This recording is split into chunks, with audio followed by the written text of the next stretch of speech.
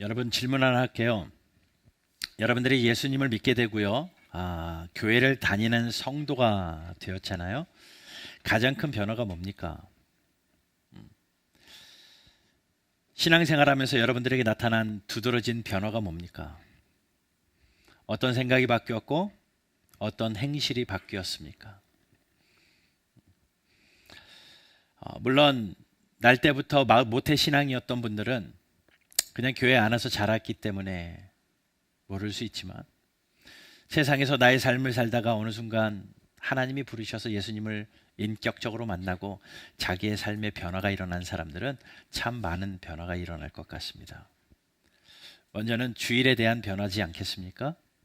그 전에는 주일날 내가 가고 싶은 것 갖고 늦잠도 자고 하고 싶은 것 하고 내 맘대로 살던 나의 시간이었는데, 예수님을 믿고 나니 주일이 주님의 날이어서 아침부터 서둘러서 예쁘게 단장을 하고 교회를 나와야 되고, 나의 지갑을 열어서 예물을 준비하여 하나님 앞에 드리는 정성도 생기고요.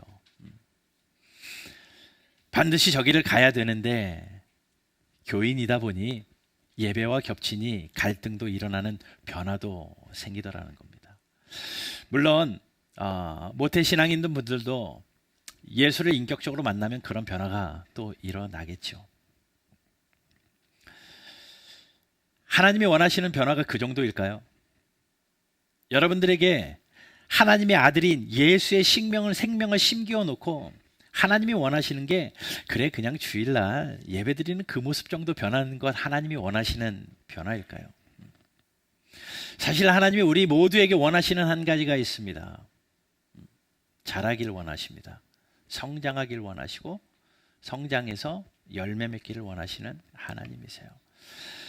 요한복음 15장 8절 말씀을 보면, 너희가 열매를 많이 맺으면 아버지께서 영광을 받으실 것이요 라고 말합니다. 열매를 맺는다는 것은 그만큼 때가 됐다는 거고요, 나무가 자랐다라는 증거죠.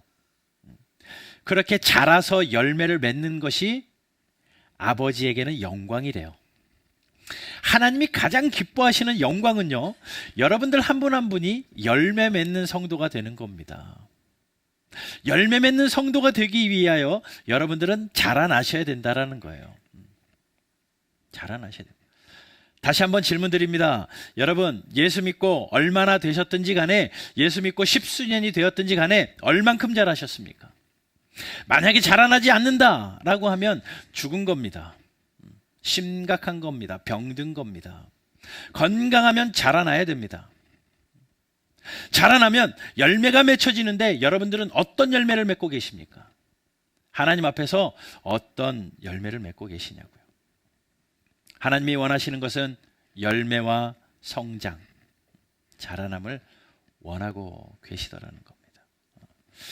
그럼 한 가지 더 질문 드릴게요. 여러분들이 자라나는 거 여러분들의 힘으로 됩니까? 여러분들이 열매 맺는 것 여러분들 힘으로 됩니까? 내 힘으로, 내 노력으로 다 되지는 않더라고요. 또 다르게 한번 말씀드려 볼게요. 여러분들이 자라나는 것 뒷짐지고 있다고 하나님이 전적으로 하나님의 은혜로 되어지는 겁니까? 여러분들이 열매 맺는 것 하나님이 그냥 맺게, 저절로 맺게 하시는 겁니까? 하나님이 나에게 은혜를 부어주셔서 자라나게도 하지만, 하나님이 주신 명령에 순종함으로 내가 자라나기도 하더라는 거예요. 자, 우리가 자라나기 위해서는 이 조화가 필요합니다.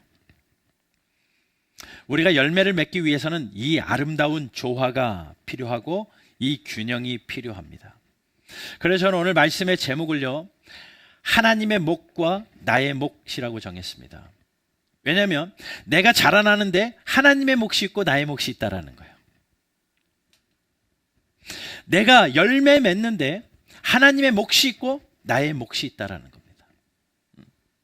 하나님이 자라나게 하신다고 뒷짐만 지고 있다고 해서 자라나지 않고, 하나님의 은혜는 터부시하고 나의 열심만 다한다고 해서 자라나지 않는다라는 겁니다.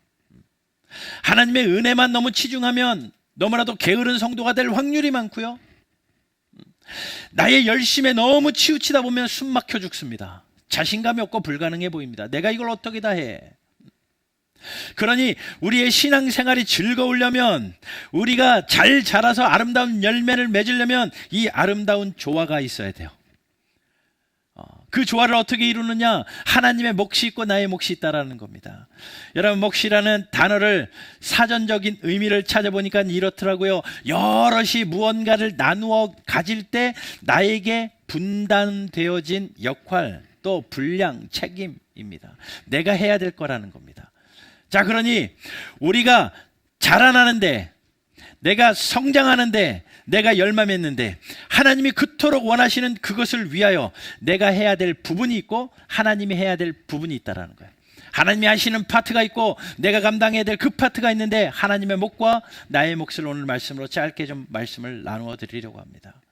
오늘 본문을 보게 되면요, 하나님의 나라에 대한 비유인데 26절을 보니까 세 가지가 나옵니다. 사람이 나오고요, 하나님의 나라는 사람이 씨가 나오고요, 땅에 뿌리는 것 같다. 세 가지가 나옵니다. 사람이 나와요. 여기서 사람은 누구냐? 씨 뿌리는 사람이죠. 그리고 그 사람의 손에는 씨가 들리워져 있습니다. 그 씨를 어디다 뿌립니까? 땅에다 뿌립니다. 씨는 뭐고 땅은 뭐고 뿌리는 사람은 뭐냐? 라는 정의를 먼저, 비유의 내용을 좀 살펴봐야 되는데, 먼저 씨는요, 말씀이죠. 씨는 말씀입니다. 땅은요, 그 말씀을 받는 사람의 마음밭입니다. 뿌리는 사람은요, 근본적으로 말씀을 주시는 하나님이시고 예수 그리스도시겠지만, 나의 삶에, 내 마음에 말씀이 뿌려지도록 하는, 말씀을 뿌리는 사람은 누군가가 말씀을 전해주는 분일 수도 있겠지만, 여러분들이 눈을 통하여 말씀을 읽는다면 여러분들이 말씀을 뿌리는 사람입니다. 여러분들이 내가 말씀을 찾아서 듣는다면, 내 귀를 통하여 말씀이 들려진다면 뿌리는 분도 있지만, 내가 내 마음밭에 내가 스스로 읽고 묵상하면서 말씀을 뿌리는 자가 된다라는 거예요. 자, 그리고 27절에서 이렇게 말합니다. 그가 누구예요? 말씀의 씨를 뿌리는 사람이요. 말씀의 씨를 뿌리면서 무엇 한다고 말합니까? 밤낮 자고 깨고 하는 중에 라고 말합니다. 자는 것, 깨는 것. 자는 것은 자니까 자는 거고, 깨어서는 일상생활을 하는 거죠. 그러니 밤낮 자고 깨는 이것은요, 일상생활할 때입니다. 그러니 씨를 뿌리는 사람이 씨를 뿌리고 일상의 생활을 하는 거예요. 씨를 뿌려놓고 내 일을 열심히 하는 겁니다. 그러면 뭐라고요? 그 씨가 저절로 자라요. 뿌려놓으면 저절로 자라요. 그렇잖아요. 여러분, 씨 뿌려 보셨나요? 화초에 씨 심어 보셨나요? 심어 놓으면 저절로 자랍니다. 집에서 먹다 남은 피망에 남은 요만한 씨앗 화분에다 몇 개 던져놨더니 피망이 자라던데요. 뿌려만 놨는데. 왜 그게 저절로 자라는 줄 아십니까? 두 가지가 잘 맞기 때문에 그래요. 첫 번째는요, 씨에 생명력이 있기 때문에 그렇습니다. 씨 안에 생명력이 있기 때문에 자라나요. 여러분, 우리에게 뿌려지는 말씀은요, 생명력 있는 씨입니다. 절대 글자가 아니라요, 죽은 씨가 아니라요, 살아계신 하나님의 말씀이고, 그 말씀은 생명력 있는 씨앗이에요. 히브리서 4장 12절 말씀 한번 읽어보겠습니다. 같이 읽겠습니다. 시작. 히브리서 4장 12절 시작. 하나님의 말씀은 살아있고 활력이 있어 좌우의 날선 어떤 검보다도 예리하여 혼과 영과 및 관절과 골수를 찔러 쪼개기까지 하며 또 마음의 생각과 뜻을 판단.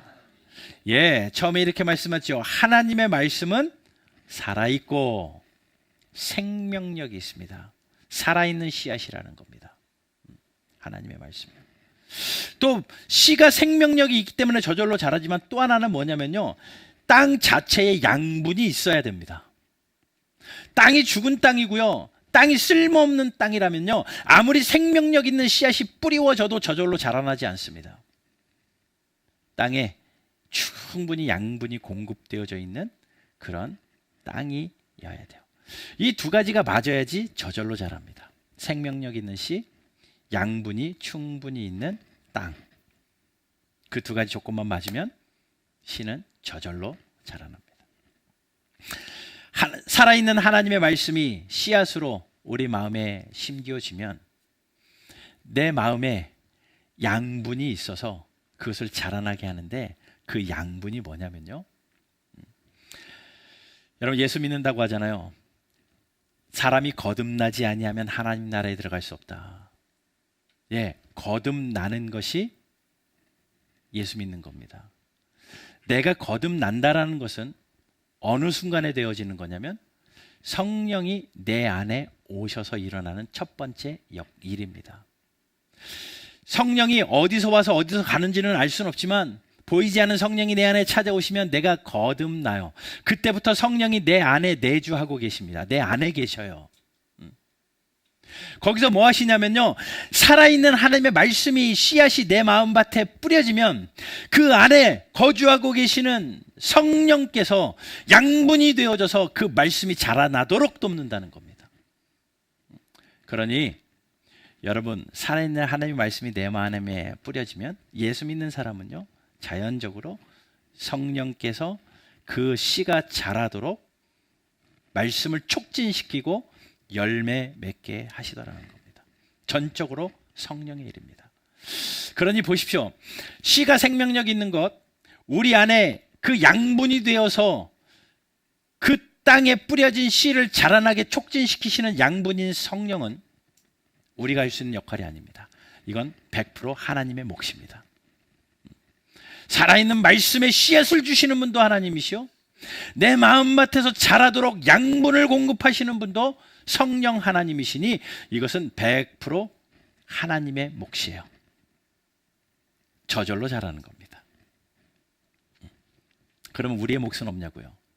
이 두 가지가 하나님의 몫이라면 나의 몫은요? 우리가 해야 될 일은 없을까요?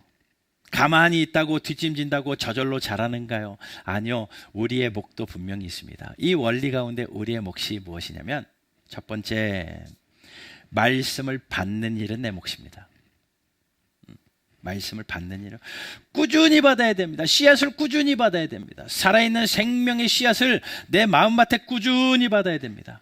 그러니 여러분들이 계속 말씀을 뿌리는 자가 되셔야 된다는 거예요. 눈을 통해서 말씀을 뿌리시고 귀를 통해서 말씀을 뿌리시고 계속 말씀을 듣고 읽고 묵상하면서 여러분들의 마음에 말씀을 뿌리는 일은 여러분들이 하셔야 되는 겁니다. 귀를 열고 일주일에 한 번씩 말씀을 듣든지 아니면 1년 일주일 내내 말씀을 펴고 여러분들이 읽든지 무엇을 하든지 간에 하나님의 말씀에 뿌리는 자가 여러분이 되셔야 돼요. 올해는 10주년이어서 우리가 각오로 성경 일독을 하자라고 하고 맥체인 성경 읽기표로 나누어 드렸습니다. 처음에는 전부 다 저한테 그래요. 왜 4장을 헷갈리게 읽어가지고 힘들어요. 이해가 안 돼요. 아마 여전히 그러고 계신 분은 꾸준하지 않으신 분이실 것 같아요. 그런데 한 달이 지나고 2달이 되어지니까요, 제가 3명한테 들었습니다. 똑같은 이야기를 하더라고요. 뭐라고 그러냐면 처음에는 헷갈리고 왜 그런가 라고 물음표가 됐는데 한 달이 지나고 나니까 그 스토리가 4개가 머릿속에 생기더라는 거죠. 그리고 지루하지가 않대요. 그냥 앉아가지고 4장을 읽는 것보다 여기저기 읽다 보니까 내 머리가 개조가 되어가지고 그 4개의 줄기가 생기고 그 하나씩 짧게 읽어가니까 지루하지가 않고 또 잘 읽혀지더라. 우리 성도들의 고백입니다. 그리고 많은 사람들의 고백이에요. 여러분 그렇게 해서 열심히 씨를 받으십시오. 그리고 제가 유튜브도 나누어 드렸잖아요. 들을 수 있으니 얼마나 좋아요. 누군가가 수고해가지고 녹음해는 그것을 들으니 귀를 통해서 말씀을 내가 뿌리고 눈을 통해서 말씀을 뿌리는 일은 내가 해야 됩니다. 말씀 받는 일은 내가 해야 되라는 내 몫이에요. 여러분 이렇게 강조하는 이유는 아무리 씨가 생명력이 있어도 아무리 내 마음밭에 양분을 공급하는 성령님이 계셔도 이 씨가 내 마음에 뿌려지는 일이 일어나지 않으면 자랄 수 없어요. 자랄 수 없습니다. 그렇기 때문에 말씀을 받는 일은 여러분 몫입니다. 또 나의 몫이 무엇이가 있을까? 말씀을 받는 마음 상태, 이 마음 밭을 관리하는 것도 내 몫입니다. 땅을 관리하는 것은 내 몫이라는 거예요. 4가지 밭 비유 아시죠? 물론 옥토와 같은 밭을 이야기 전에 길가와 같은 밭을 이야기합니다. 돌짝과 같은 밭을 이야기합니다. 가시덤불 같은 밭을 이야기합니다. 그러한 밭들은 말씀의 씨앗이 뿌려져도 땅이 관리가 되지 않아가지고 돌이 너무 많아가지고 열매를 맺지 못해요. 땅이 너무 굳어버려가지고 새가 와서 쪼아 먹어버리기 때문에 그 뿌리를 내리지 못합니다. 세상의 근심이나 재물의 염려 때문에 가시덤불같이 쌓여가지고 뿌리를 내리는 척하다가 열매가 올라오지 못해가지고 그냥 죽어져 버립니다. 양분이 있어도, 씨가 생명력이 있어도 관리가 되어지지 않으면 자라나지 않는 겁니다. 농부가 땅을 통하여 농사를 짓기 전에 좋은 씨앗을 준비하고 좋은 땅을 샀다 할지라도 그 땅을 갈고 엎고 관리하지 않으면, 잡초도 뽑아주고 또 이렇게 물도 주고 땅을 관리하지 않으면 자라나지 않는 것처럼, 내가 자라나기 위한 나의 몫은 내가 내 마음을 관리하는 거예요. 그래서 성경은 이야기하잖아요. 지킬 만한 것 중에 내 마음을 지켜라. 무릇 생명이 그에서 난다. 그러니 내가 내 마음 밭을 관리하는 것은 정말 중요합니다. 말씀을 받을 수 있는 마음 밭을 준비하는 거예요. 성경이 이야기하는 명령들은요, 언제나 우리 마음밭 관리하라는 명령인 것 아신가요? 가장 극단적인 예를 하나만 들면, 내 이웃을, 내 원수를 사랑하라. 원수를 사랑하래요. 하나님이 원수를 사랑하라고 하는 이유가요, 그 원수 때문일까요? 그 원수 사랑받는 사람 만들려고 너 보고 사랑하라고 하나님이 말씀하시는 걸까요? 아니요. 하나님은 이 원수에 관심 있는 게 아니라 원수를 사랑하는 우리 마음에 관심 있는 겁니다. 그러니 여러분들에게 원수를 사랑하라고 하는 것은, 하나님이 저 원수를 사랑하니까 나보고 사랑하네, 그게 아니라 저 사람을 사랑할 만큼 네 마음이 넓어져라, 그 얘기를 하는 거거든요. 우리 마음밭 관리하라는 명령입니다. 전부 다. 그러니 여러분, 이 밭을 관리하는 것은 내 몫입니다. 데살로니가전서 2장 13절 같이 한번 읽습니다. 시작. 이러므로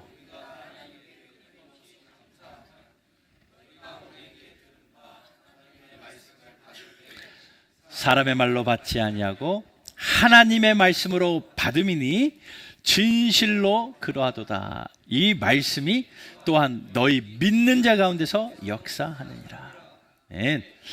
여러분, 마음을 세상에 빼앗기지 않고 하나님의 말씀에 내 마음에 빼앗기고, 마음이 너무 좁아지지 아니하고 내 마음이 확장되어지고 내 마음이 옥토와 같은 밭이 되어지고, 시기와 질투와 세상의 염려와 재물의 걱정 때문에 가시덤불이 내 마음에 있지 않고 그 모든 것이 걷어지고 하나님 앞에 내 마음을 잘 관리해서 말씀을 받으면, 나에게 들려지는 말씀, 읽혀지는 말씀이 글이 아니라 소설이 아니라 살아계신 생명의 씨앗인 하나님의 말씀인 줄 알고 그 말씀을 받으면 그 말씀이 내 안에서 역사한대요.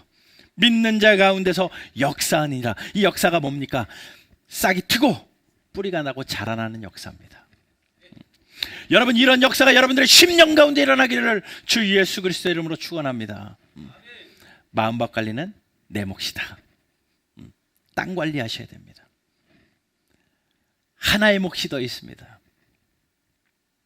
양분을 공급받도록 하는 것도 내 몫입니다.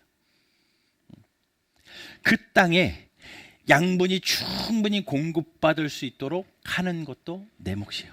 내 마음밭에 말씀이 뿌리 내리도록, 말씀이 자라도록 자양분을 공급받는 역할도 내 몫입니다. 자, 골로새서 2장 9절 말씀 보면요, 2장 19절 말씀을 보면 온 몸이 머리로 말미암아, 머리로부터 시작됩니다. 온 몸이요, 머리로 말미암아 마디와 힘줄로 공급을 받고, 머리를 통하여 공급받는 모든 것이요, 마디와 힘줄로부터 공급받습니다. 근데 마디가 떨어지면 공급이 안 되고요, 힘줄이 끊어지면 공급이 안 됩니다. 잘 연결이 돼 있어야 됩니다. 공급을 받고 연합하여, 잘 붙어 있고 잘 연합하면 하나님이 자라게 하셔요.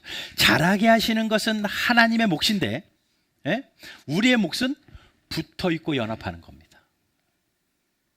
잘 붙어 있는 것, 머리에 잘 붙어 있는 건 내가 해야 될 일이고, 그 머리에 붙어 있기 위해 잘 연합하는 것, 내가 할 몫이라는 거죠. 에베소서 4장 15절 16절.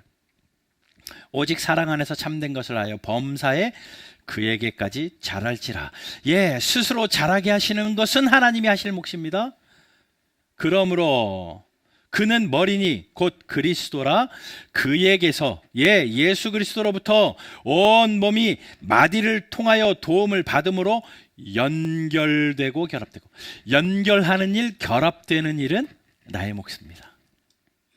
연결되고 결합하여 지체의 분량대로 역사하여 그 몸을 자라게 하며, 그 몸을 자라게 한다는 거예요. 자, 그러니 세 번째 우리의 몫은 뭐냐면요, 잘 붙어 계셔야 됩니다. 그리고 연합하셔야 됩니다. 그게 뭘까요? 지체입니다. 교회입니다. 하나님께서 교회를 이 땅에 두신 이유는요, 우리를 위해서요. 여러분들이 교회되라고 하는 것은요, 교회를 세우기 위함이 아니라 여러분 한 사람을 세우기 위함입니다. 왜냐하면 교회를 통하여 예수님이 말씀하시잖아요. 나는 교회의 머리다. 몸된 교회를 이루는 것은 여러분 각 지체입니다. 그러니 여러분들이 내가 그 공급을 받기 위하여 결합되어지고 연합되어지는 것은 여러분의 몫입니다. 그러니 여러분들이 교회에 붙어 계셔야 되고 교회에 연합하셔야 됩니다. 지체와 연합하시는 것은 여러분들의 일입니다.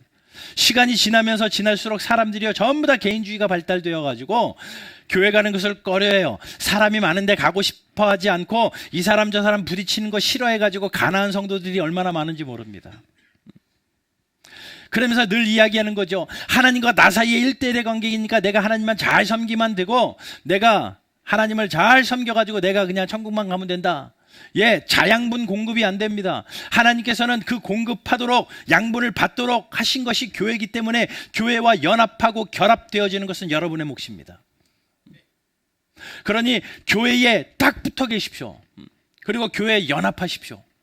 또 교회 안에 선교회를 나눴잖아요. 또 우리 3월부터는 구역 모임이 다시 시작되어질 것인데 구역을 모았잖아요. 지체 의식을 가지고 거기에 연합하십시오. 연합하셔서 그들과 함께 연합하고 연결되어서 자양분을 공급받으셔야 됩니다. 그것이 나의 몫이에요. 정리해 봅시다. 하나님이 원하시는 성장에 대한 하나님의 몫은 씨가 살아있도록 하는 것. 하나님이 살아있게 하셨고, 땅에 양분을 공급하는, 촉진할 수 있도록 양분되어지는 하나님이, 성령님이 내 안에 계셔서 열매 맺도록 하시는 것은 하나님의 몫이고, 자라게 하시는 것은 하나님의 몫인데, 우리의 몫은, 내가 자라게 할 수는 없지만 우리의 몫은 말씀 받는, 살아있는 말씀 받는 일은 여러분들이 해야 될 몫이고, 또 말씀을 받을 마음 밭을 관리하는 것도 여러분 몫이고, 양분이 잘 공급받을 수 있도록 붙어있고 연합하고 결합하는 것도 여러분의 몫입니다. 그것을 잘 하시면, 하나님의 몫과 여러분의 몫이 연합되어지면 엄청난, 어마무시한 일이 일어나는데, 28절, 땅이 스스로 열매를 맺기 시작하는 겁니다. 여러분 안에 스스로 열매가 맺혀지기 시작을 합니다. 그런데 처음에는 싹이 납니다. 잘 아시잖아요. 씨가 터져서 싹이 납니다. 싹이 났다고 열매가 맺혀진 건 아니죠. 그 다음에 이삭이 납니다. 그 다음은 이삭이요. 그 다음에는 이삭에 충실한 곡식. 그러니 싹이 나고 이삭이 트고 곡식이 맺히기 시작하죠. 그리고 나면 열매가 맺히기 시작을 하는 거예요. 이게 과정이라는 겁니다. 하나님의 씨를 받아도 기다려야 돼요.